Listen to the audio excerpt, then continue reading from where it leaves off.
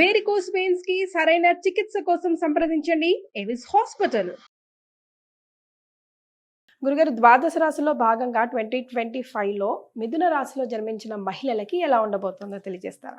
2025 సంవత్సరంలో మిథున రాశిలో జన్మించినటువంటి మహిళలకి ఈ సంవత్సరం అంతా ఎలా ఉండబోతుందో తెలుసుకునే ముందు మనం గ్రహ సంచారం ముందుగా తెలుసుకుందాం. మే 9 వరకు గురువు వృషభంలో, తదుపరి సెప్టెంబర్ 28 వరకు మిథునంలో, 28 నుంచి నవంబర్ వరకు అతిచారం చేత కర్కాటకంలో, మళ్ళీ నవంబర్ 12 నుంచి డిసెంబర్ 28వ తారీఖు వరకు వక్రించి కర్కాటకంలో స్థితి పొంది ఉండడం.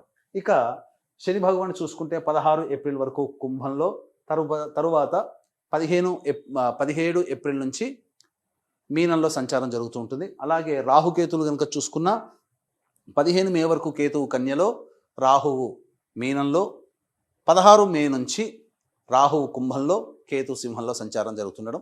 మిగతా గ్రహాలు కూడా యాజ్ యూజువల్గా వాళ్ళ యొక్క సంబంధించినటువంటి సంచారంలో ఉంటుంటారు మిగతా గ్రహాలు కూడా. అయితే ఇక్కడ ప్రధానంగా మనం గమనించుకున్నట్లయితే ఎలా ఉండబోతుంది ఈ 2025 సంవత్సరం అనేటువంటిది మనం గమనించుకోవాలి. గతంలో కంటే గుర్తుపెట్టుకోండి, ఈ గురువు వక్రీకరించి సంవత్సరం అంతా కూడాను, అనగా 2024 సంవత్సరంలో అక్టోబర్ నుంచి ఈ 2025 మార్చి వరకు వక్రీకరించే స్థితి పొంది ఉన్నటువంటి కారణం చేత ఈ గురువు 9 మే వరకు కూడా అద్భుతంగా ఉంటుందండి. మీకు ఇబ్బంది పడాల్సినటువంటి అవసరం లేదు. జాతకరీత్యా 9వ తారీఖు మే నెల వరకు కూడా చక్కగా ఉంటుంది. కాబట్టి గురువు ఎప్పుడైతే జన్మరాశిలోకి సంచారం చేస్తాడో 9 మే నుంచి, అప్పటి నుంచి కొంత ఇబ్బందికర పరిస్థితులు, కష్టాలు మొదలవుతాయి. పనులలో వేగవంతంగా ఉండవు. అనుకున్న పనులు మెల్లగా బ్రేక్స్తో పూర్తవుతూ ఉంటుంటాయి. కాబట్టి మీరు ఏవైతే అనుకున్నారో జనవరిలోనే మీ ప్రణాళికల్ని అమలుపరుచుకోండి. మీరేం చేయాలనుకున్నారు? ఉద్యోగంలో స్థిరపడాలనుకుంటున్నారా? లేకపోతే విదేశీయానం చేయాలనుకుంటున్నారా? గొప్పగా కాంపిటీషన్ ఎగ్జామ్స్కి ప్రిపేర్ అవుతూ మంచి ర్యాంక్ సంపాదించుకోవాలని అనుకుంటున్నారా? ఖచ్చితంగా మీరు ఆ సమయాన్ని అనగా జనవరి, ఫిబ్రవరి, మార్చి, ఏప్రిల్, మే 9వ తారీఖు వరకు అద్భుతంగా ఉంటుంది. గురువు సహకరిస్తాడు. ఇక గమనించుకున్నట్లయితే ఈ 15 మే వరకు కూడా కేతువు సంబంధించి చతుర్థ స్థానంలో సంచారం చేస్తుండడం. ఈ కారణం చేత ఏమవుతుంది, జనవరి 1 నుంచి 15 మే వరకు చేసేటువంటి పనులలో మీకు సంతోషం కలగదు, సాటిస్ఫాక్షన్ ఉండలేకపోతుంటారు. కాబట్టి ఆ సాటిస్ఫాక్షన్ అనేటువంటిది పక్కకు పెట్టేసేసి మీ పని మీరు చేసుకునే ప్రయత్నం చేయండి. తప్పకుండా మంచి విజయాన్ని పొందుతారు. ఇక రాహు 15 మే వరకు కూడా దశమ స్థానంలో ఉండడం. ఈ కారణం చేత అనూహ్యముగా వృత్తి ఉద్యోగాల్లో మంచి పలుకుబడి కలిగినటువంటి వ్యక్తులతో పరిచయం, మీ జీవితంలో, వ్యాపారంలో, అన్నీ కూడాను, ఉద్యోగంలో, వృత్తుల్లో మీకు డెవలప్మెంట్ అనేటువంటిది బాగా ఉండబోతుంది. ఇక ఈ రాహు ఎప్పుడైతే 16 మే ప్రవేశం చేస్తాడో కేతు, ఇక్కడ ఏంటనంటే రాహుకేతులు తృతీయ నవమ స్థానంలో సంచారం 16 మే నుంచి ప్రారంభమవుతుంది. ఏమవుతుంది, ముఖ్యంగా ఒకవైపు కేతు యోగాన్ని కలగజేస్తూ, రాహు కొన్ని ఇబ్బందికర పరిస్థితులు తలెత్తుతాయి. సంఘంలో పేరు ప్రతిష్టలు కలిగినటువంటి వ్యక్తుల పరిచయం 16 మే తర్వాత కలుగుతుంది. మీ వృత్తికి సంబంధించి, మీ వ్యాపారానికి సంబంధించి, మీ అవసరానికి ఉపయోగపడే వ్యక్తుల పరిచయం 16 మే తర్వాత ఉపయోగపడుతుంది. ఉద్యోగంలోనైనా కానీ కొత్త వ్యక్తులు పరిచయం అవ్వడం, తద్వారా మీకు భవిష్యత్తులో యోగదాయకమైనటువంటి పరిస్థితికి ఉండడానికి ఈ యొక్క కేతు గ్రహ ప్రభావం మీకు తోడ్పాటు అందిస్తుంది. అయితే కేతు ఏంటంటే రాహు చెప్పి చేస్తాడు, కేతు చెప్పి చేయడు. ఆకస్మికంగా మీకు అనూహ్యంగా మీరు ఊహించినటువంటి విజయాలు మీకు కలుగుతుంటున్నాయి. ఒక రకంగా మీకు ఆశ్చర్యం కలుగుతుంది. మహిళలకి ఏంటి ఇలా జరిగిపోతుంది, అనుకోకుండానే ఇవన్నీ జరిగిపోతున్నాయి ఏంటి అనేటువంటిది 16 మే తర్వాత మీరు ఫీల్ అవుతారు. ఇక ముఖ్యంగా చూసుకున్నట్లయితే న్యాయవాద సంబంధ విషయాలు, ఆస్తి హక్కులకి, ల్యాండ్ లిటిగేషన్స్లో ఉన్నటువంటి వాళ్ళకి కొద్దిగా ఇబ్బందికర పరిస్థితులు 16 మే తర్వాత ఉంటాయి. కాబట్టి పరిష్కారం ఏవైతే ఉంటాయో అవన్నీ కూడా 9 మే లోపల చేసేసుకొని, పరిష్కారం కావాలనుకుంటే, కొత్త చిక్కులు రాకుండా ఉండాలి అనంటే 16 మే తర్వాత అనుకూలత ఉండదు. ముఖ్యంగా తండ్రి గారి ఆరోగ్యం పట్ల శ్రద్ధ వహించాలి ఈ యొక్క మిథున రాశిలో జన్మించినటువంటి మహిళలు, గుర్తుపెట్టుకోండి. ఇక ప్రధానంగా చూసుకున్నట్లయితే ఉద్యోగస్తులకి ఎలా ఉండబోతుంది, ముఖ్యంగా ఈ సంబంధించినటువంటిది ఈ సంబంధించి చూసుకున్నట్లయితే ఏప్రిల్ 12వ తారీఖు నుంచి మార్చి 13వ తారీఖు నుంచి మే 13వ తారీఖు వరకు ఉన్న సమయం గుర్తుపెట్టుకోండి. మార్చి 13 నుంచి మే 13వ తారీఖు వరకు ఉన్నటువంటి సమయంలో మీ చేస్తున్నటువంటి ఉద్యోగంలో అధికారుల యొక్క అనుగ్రహంతో కేంద్ర రాష్ట్ర ప్రభుత్వాల్లో పనిచేసేటువంటి వాళ్ళకి ఉన్నతితో కూడుకున్నటువంటి బదిలీలు కానీ లేదా కోరుకున్న చోటకి బదిలీలు కానీ జరుగుతాయి. ప్రమోషన్స్ ఉంటుంది. ప్రైవేట్ రంగంలో ఉన్నటువంటి వాళ్ళకైతే మీకు అధికారుల యొక్క అండదండలతో మీరు ఉన్నత స్థానానికి చేరుకోగలుగుతారు. ముఖ్యంగా సాఫ్ట్వేర్ రంగంలో ఉన్నటువంటి వారికి అసలు చెప్పాలి అని అంటే మార్చి 13 నుంచి మే 13 వరకు ఉన్నటువంటి కాలము అద్భుతమైనటువంటి కాలంగా చెప్పబడి ఉంటుంది. కాలం అనుకూలంగా లేకపోయినా గురువు అనుకూలిస్తున్నాడు, గ్రహాలు కూడా అనుకూలిస్తున్నాయి. కాబట్టి ఉద్యోగ రంగంలో ప్రమోషన్స్ అనేటువంటివి మీరు మార్చి 13 నుంచి మే 13 మధ్యలో ఎక్స్పెక్ట్ చేయవచ్చు, తప్పులేదు. ఇక ముఖ్యంగా రాజకీయ రంగంలో ఉన్నటువంటి మహిళలు ఎవరైతే ఉన్నారో వాళ్ళకి ఈ 16 మే తర్వాత జనబాహుళ్యంలోకి వస్తారు. ఇప్పటి వరకు స్లీపింగ్ పార్ట్నర్గా ఉన్న వాళ్ళు కావచ్చు, లేకపోతే యాక్షన్ తీసుకోలేకుండా సాదాసీదగా రాజకీయ రంగంలో నడుస్తున్నటువంటి వాళ్ళకి ప్రజాబాహుళ్యంలోకి రావాల్సినటువంటి పరిస్థితి తలెత్తుతుంది. తద్వారా అనూహ్యంగా విజయాన్ని పొందుతారు. 16 మే తర్వాత ఏవైనా కానీ రాజకీయ పదవిని ఆశించేటువంటి మిథున రాశిలో జన్మించినటువంటి మహిళలు ఎవరైతే ఉంటారో వాళ్ళకి మంచి జరగబోతుంది.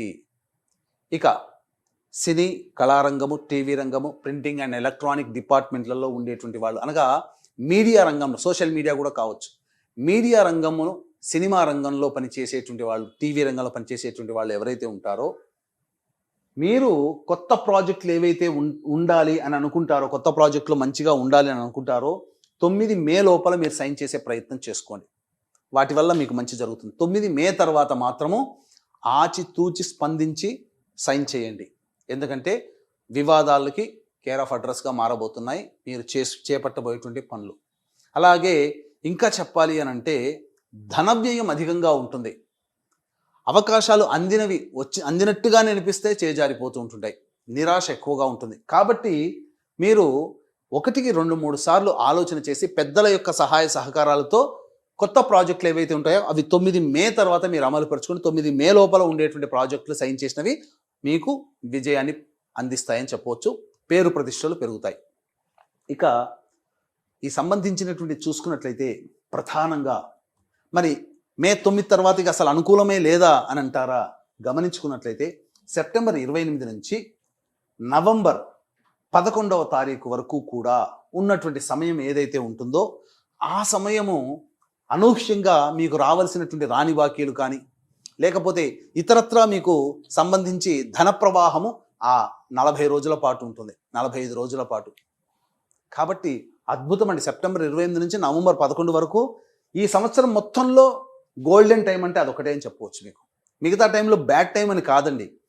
ఒక టైం ఒక సంవత్సరంలో ఒక పర్టికులర్ పీరియడ్ ఉంటుందండి. ఆ పీరియడ్ మనకు అద్భుతంగా ఉండాలి. అంటే ఈ పీరియడ్ 45 డేస్ మీకు చక్కగా ఉంటుంది.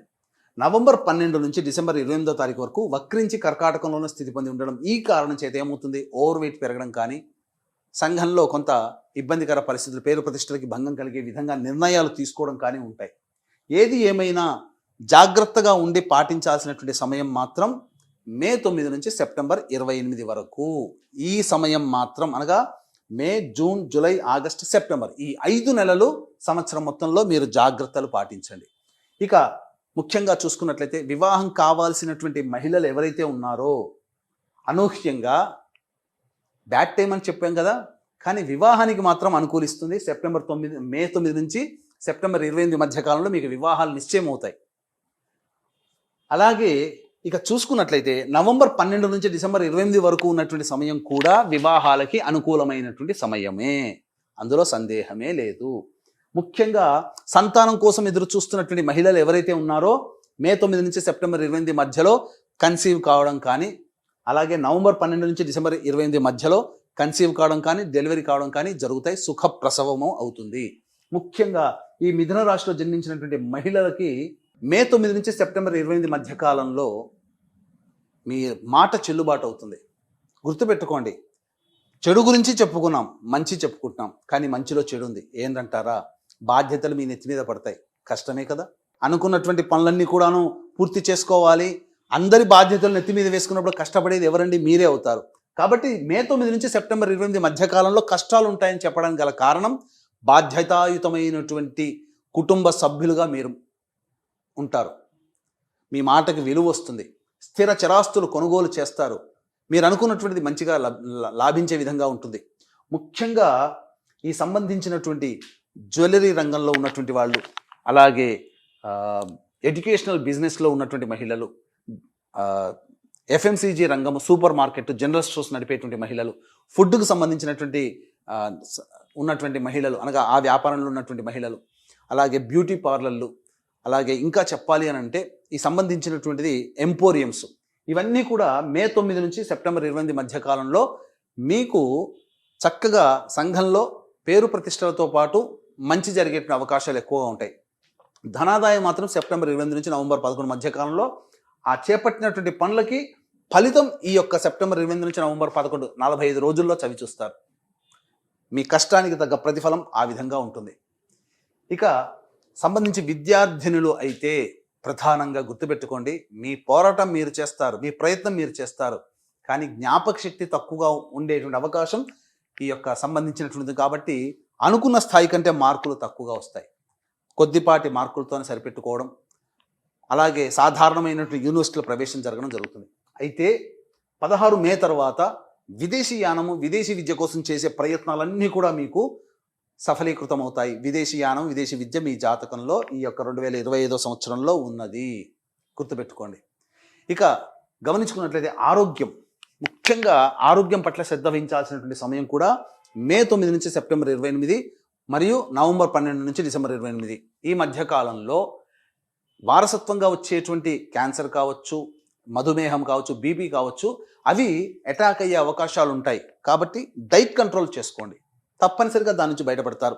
ఇక ముఖ్యంగా చూసుకున్నట్లయితే ప్రధానంగా ఈ యొక్క సంబంధించినటువంటి జనవరి 21 నుంచి ఏప్రిల్ 1వ తారీఖు వరకు ఉన్నటువంటి సమయము ఏదైనా కానీ వాహన ప్రమాదాలు కుజగ్రహ ప్రభావం చేత వాహన ప్రమాదాలు చోటు చేసుకునే అవకాశాలు ఎక్కువగా గోచరమవుతున్నాయి. ముఖ్యంగా ఈ యొక్క ఏప్రిల్ 1 నుంచి జూన్ 2 మధ్యకాలంలో ఉండేటువంటి సమయం కూడా కుటుంబంలో విభేదాలు, తగాదాలకి కారణమయ్యే అవకాశం. కాబట్టి ఏప్రిల్ 1 నుంచి జూన్ 3వ తారీఖు వరకు ఉన్న కాలంలో మీ యొక్క వాక్కుని అదుపులో పెట్టుకోండి, లౌక్యంతో వ్యవహరించండి. మీరు మీ వాక్కు ఎంత తక్కువగా వాడితే ఈ సమయంలో ఏప్రిల్ 1 నుంచి జూన్ 3వ తారీఖు ఉన్నటువంటి మధ్యకాలంలో వచ్చేటువంటి సమస్యలు చాలా మటుకు తక్కువగా ఉంటాయి. ఈ యొక్క విషయాన్ని గుర్తుపెట్టుకోండి. ఇక గమనించుకున్నట్లయితే జూన్ 4వ తారీఖు నుంచి జూలై 26వ తారీఖు వరకు నూతన వ్యక్తుల యొక్క పరిచయము, తద్వారా మీ జీవితంలో అభివృద్ధికి బాటలు వేసేటువంటి అవకాశాలు ఎక్కువగా ఉంటాయి. ముఖ్యంగా ఈ సమయంలో ఎలా ఉంటుందంటే రియల్ ఎస్టేట్ రంగంలో ఉన్నటువంటి మహిళలు, ఎలక్ట్రానిక్స్ అండ్ ఎలక్ట్రికల్ రంగంలో ఉన్నటువంటి మహిళలు, రైతులు, కూలీలుగా కౌలు పనులు చేసుకున్నటువంటి వాళ్ళకందరికీ కూడా అద్భుతమైనటువంటి ధనాదాయ మార్గం అనేటువంటిది ఉంటుంది.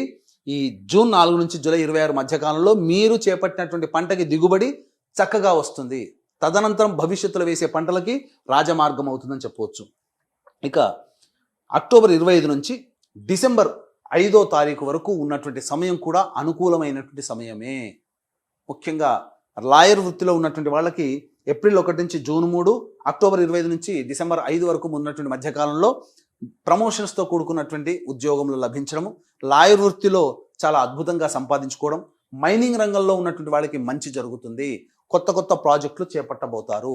ఇవన్నీ కూడా ఈ యొక్క మిథున రాశి వారికి 2025 సంవత్సరంలో జరిగేటువంటి మంచి చెడు. ఇక ముఖ్యంగా గమనించుకున్నట్లయితే ఈ యొక్క అక్టోబర్ 25వ తారీఖు నుంచి డిసెంబర్ 5వ తారీఖు ఈ మధ్యకాలంలో వాహన ప్రమాదాలు చోటు చేసుకునేటువంటి అవకాశాలు గోచరమవుతున్నాయి. కాబట్టి జాగ్రత్తలు పాటించండి. అలాగే ఆపరేషన్స్ కూడా జరిగేటువంటి అవకాశాలు కూడా గోచరమవుతున్నాయి. కాబట్టి మీ ఆరోగ్యం పట్ల మహిళలు ముఖ్యంగా అక్టోబర్ 25 నుంచి డిసెంబర్ 5 మరియు ఏప్రిల్ 1 నుంచి జూన్ 3వ తారీఖు మధ్యకాలము జాగ్రత్తలు పాటించండి. ఇది చేయండి, చాలా మటుకు మీకు మంచి జరుగుతుంది. అయితే జనవరి 21 నుంచి ఏప్రిల్ 1వ తారీఖు వరకు ఉన్నటువంటి మధ్యకాలం ఏదైతే ఉంటుందో మీకు సంఘంలో మిమ్మల్ని తగ్గి మాట్లాడే విధంగా సంఘటనలు జరుగుతుండడం, అనగా మిమ్మల్ని చిన్న చూపు చూడడం. కాబట్టి అక్కడ ఏమాత్రం కూడా మానసికంగా ఇబ్బంది పడకుండా ప్రయత్నం చేయండి, తప్పకుండా మంచి జరుగుతుంది.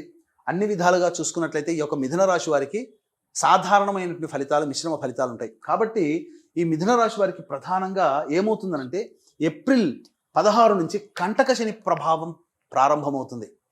అందుకనే చెప్పాను, మే 9 నుంచి సెప్టెంబర్ 25 వరకు కష్టాలు పడాల్సి వస్తుంది అని అంటే ఏప్రిల్ 16 తర్వాత కాచుకున్నాడు శని భగవానుడు. కాబట్టి కంటక శని దోష ప్రభావం ఏమవుతుంది, ప్రతి ప్రయత్నంలో ఆటంకాలు ఉంటాయి. బాధ్యతలు పెరగడం అంటే ఆషామాషి కాదండి, గౌరవ మర్యాదలతో పాటు కష్టాలు కూడా ఉంటాయి. కాబట్టి ఈ విధంగా మీరు ప్రయత్న లోపం లేకుండా దైవానుగ్రహాన్ని పొందే ప్రయత్నం చేయండి.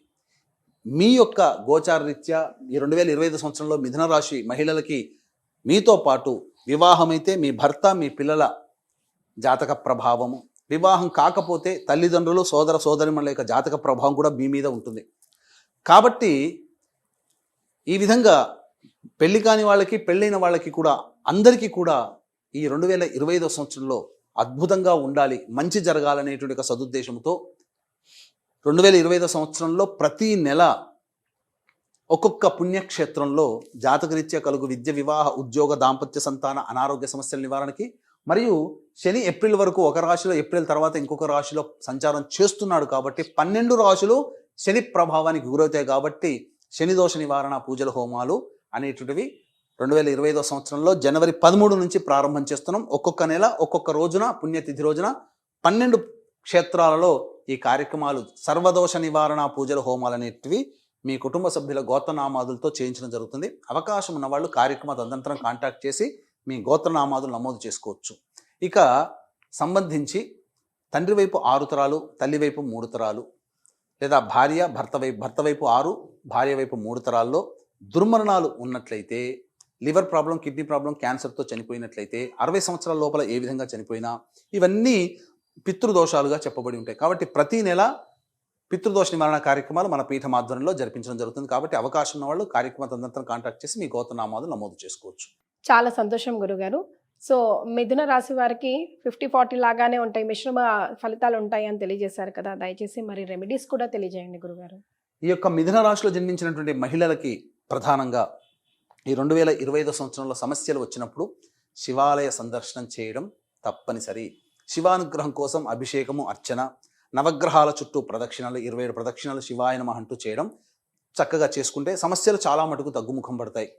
అయితే ఈ చెప్పినటువంటి విధానానికంటే ఇంకా సమస్యలు అధికంగా ఉన్నాయని అనుకున్నప్పుడు మీ యొక్క జన్మ జాతకంలో నడుస్తున్నటువంటి దశాంతర దశల యొక్క ప్రభావం. కాబట్టి దగ్గరలోని మంచి ఉపాసనా పొరలైనటువంటి జ్యోతిష్యులను సంప్రదించి వారి సలహాలు, సూచనలు పాటించి మెరుగైనటువంటి జీవితాన్ని పొందుతారు ఈ మిథున రాశిలో జన్మించినటువంటి మహిళలను తెలియజేసుకుంటూ సర్వం శ్రీ ఉమామహేశ్వర పరబ్రహ్మార్పణమస్తు.